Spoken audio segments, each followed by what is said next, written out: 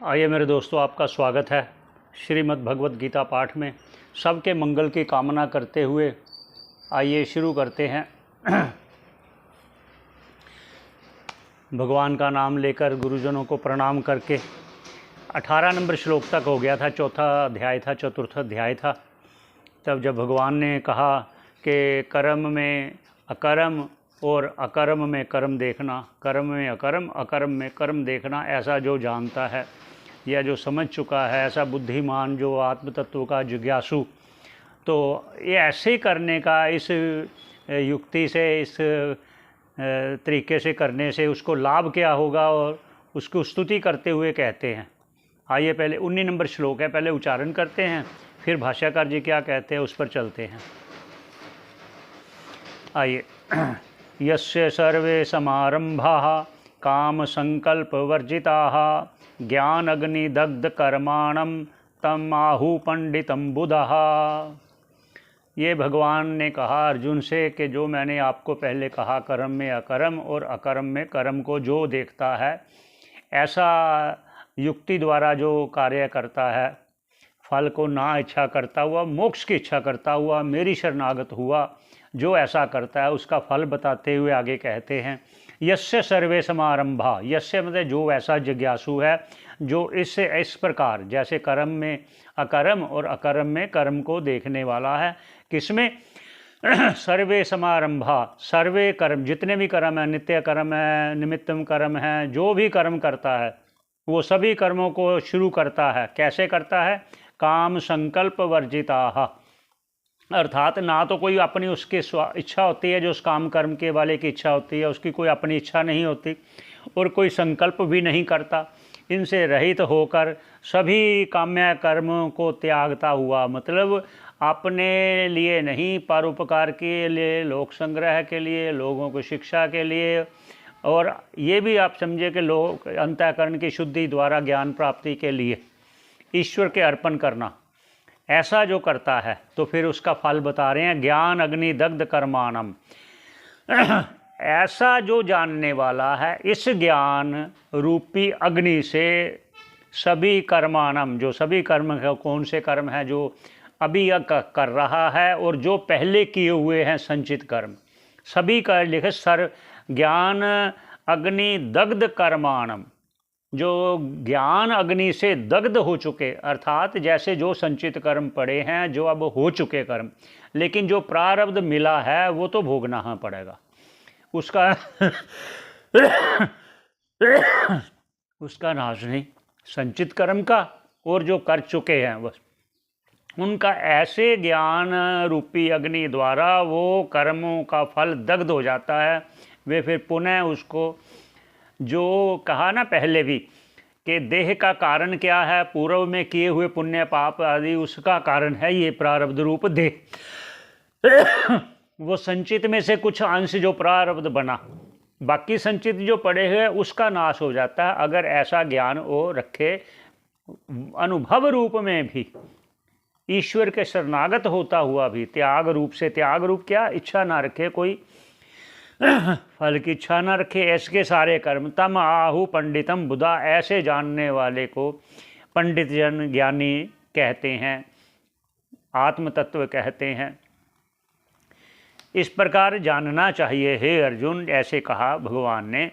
ज्ञान अग्नि, ज्ञान अग्नि वो जो ज्ञान है ऐसा जो कर्म में अकर्म, अकर्म में कर्म ऐसे देखता है, और वो कर्तापन से रहित होकर किया हुआ सभी कर्म, एक नहीं सभी कर्म, उसके लिए कहा है।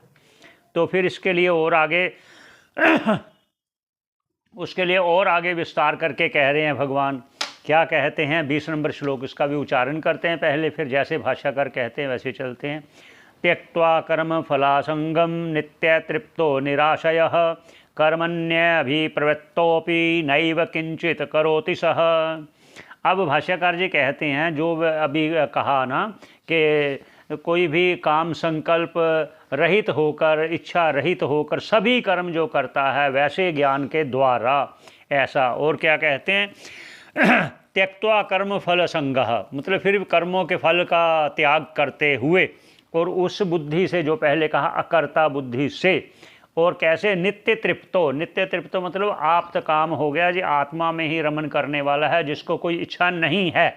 और निराश्रय है, निराश्रय अर्थात कहा ना कोई इच्छा ना हो, कौन सी इच्छा है वो निराश्रय से कहते हैं कि इस लोक की कोई इच्छा, जैसे धन पुत्र ऐश्वर्य यश प्रसिद्धि आदि जो भी है इस लोक की और परलोक की इच्छा कोई ऐसी कोई मन में नहीं है, ऐसा निराश्रय है।